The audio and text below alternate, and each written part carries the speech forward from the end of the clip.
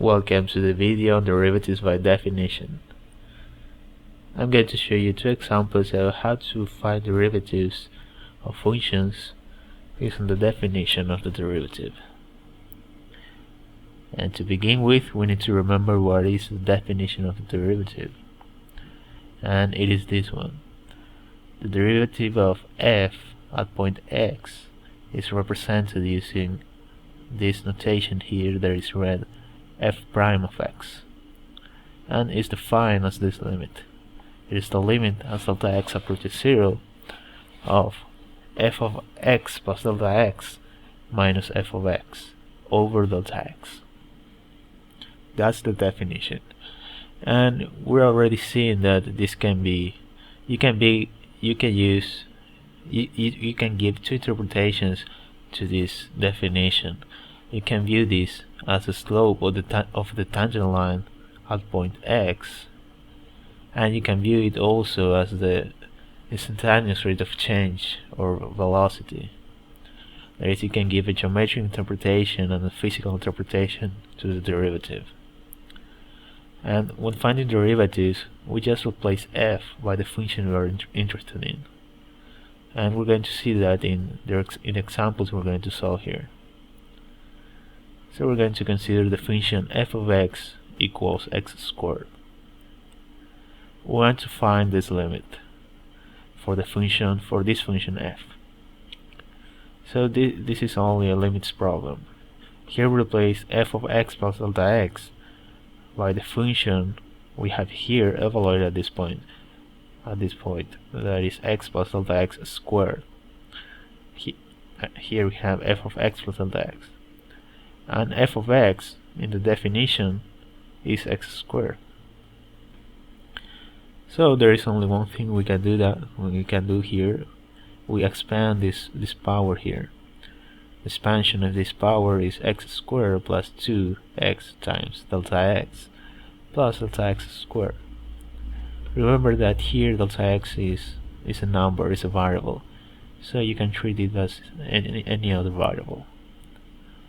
Here the x squared cancels with this x squared, we get this expression, and now we can solve this limit by factoring. Here the common factor is delta x, so we factor delta x, we can cancel delta x, we get this limit, but here delta x approaches 0, so this equals 2x. And remember here that in this limit the variable is delta x, so x here is a constant, so that's why this limit equals 2x. So what we have proved here is that the derivative of the function f of x equals x squared at any point x equals 2x. Let's see another example. Here we have the function f of x equals the square root of x. We're going to use a definition, and here we're going to replace this expression by using this function. For example, here f of x plus delta x is a square root of x plus delta x, and we replace f of x by square root of x, and we only need to solve this limit now. And there is a technique for solving limits that involve square roots, that is multiplying and dividing by the conjugate of the expression in the numerator. So we do that. The conjugate is the same expression, but instead of minus we put plus.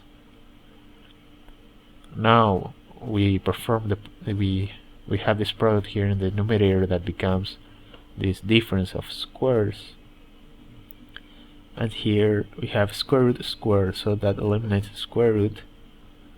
We have x plus delta x minus x. The x cancels with the x. We get this expression. We can cancel the delta x. Now we get this, and now we can calculate directly the limit directly. Here delta x approaches 0, so this becomes as x is a constant, square root of x is also a constant, So this limit equals 1 over square root of x plus square root of x. That's 1 over 2 square root of x. And that's the derivative of the function f of x equals square root of x.